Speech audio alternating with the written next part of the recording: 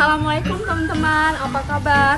Perkenalkan, nama saya Sofi Korunisa dari jurusan keperawatan dengan nomor induk mahasiswa 10402054 dari Politeknik Negeri Subang 2020. Pada video kali ini, saya akan membahas buku Pendidikan Pancasila untuk Pendidikan Tinggi karya dari Dr. Ujang Tjarda, SSH, MH, MIP, MAP. Simak baik-baik ya teman-teman videonya. Buku ini terdiri dari 10 bab dan 388 halaman. Untuk yang bab pertama, di sini saya akan menjelaskan tentang orientasi terhadap pendidikan Pancasila dengan subtema yang pertama, landasan dan tujuan pendidikan Pancasila, rumusan Pancasila, tujuan mempelajari Pancasila. Untuk yang bab kedua, di sini ada memahami sejarah Pancasila sebagai lambang negara Indonesia dengan subtema yang pertama, Pancasila dalam sejarah bahasa Indonesia, Pancasila sebagai lambang negara Indonesia. Yang terakhir, memahami Pancasila sebagai lambang negara Indonesia dari putusan Mahkamah Konstitusi. Untuk bab yang ketiga, di sini ada memahami Pancasila sebagai sistem filsafat dengan subtema yang pertama, pengertian filsafat, pengertian Pancasila sebagai sistem filsafat, konsep dasar filsafat Pancasila, dan landasan filsafat Pancasila.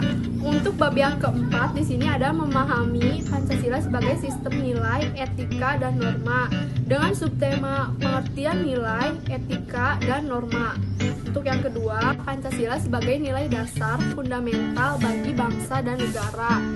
Untuk bab yang kelima, yaitu memahami muatan sila-sila dalam Pancasila yang ada subtemanya di sini, yaitu yang pertama, hakikat nilai-nilai yang terkandung dalam Pancasila, isi arti materi muatan sila-sila dalam Pancasila, refleksi nilai-nilai keislaman dalam Pancasila.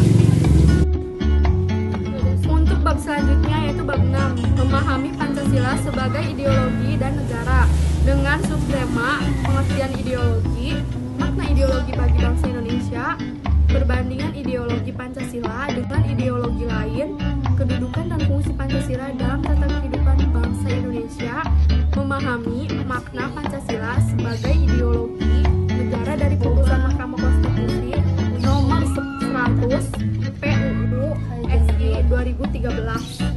Untuk yang bab 7 yaitu memahami demokrasi Pancasila. Yang pertama, perkembangan demokrasi di Indonesia, konsep demokrasi.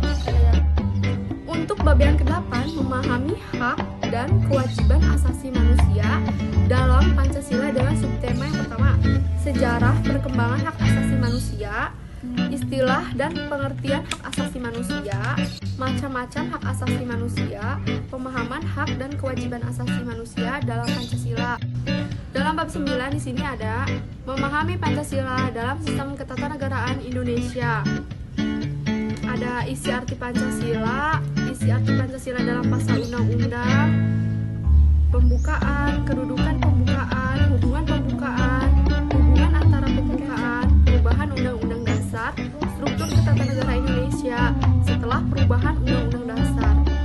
Untuk bab yang ke-10 yaitu ada refleksi Pancasila sebagai paradigma reformasi dalam kehidupan bermasyarakat, berbangsa, dan bernegara. Dalam subtema yang pertama, pengertian paradigma, Pancasila sebagai paradigma pembangunan, Pancasila sebagai paradigma reformasi, kehidupan kampus, dan sebagai paradigma pembangunan di era globalisasi. Sekian dari saya, pemaparan tentang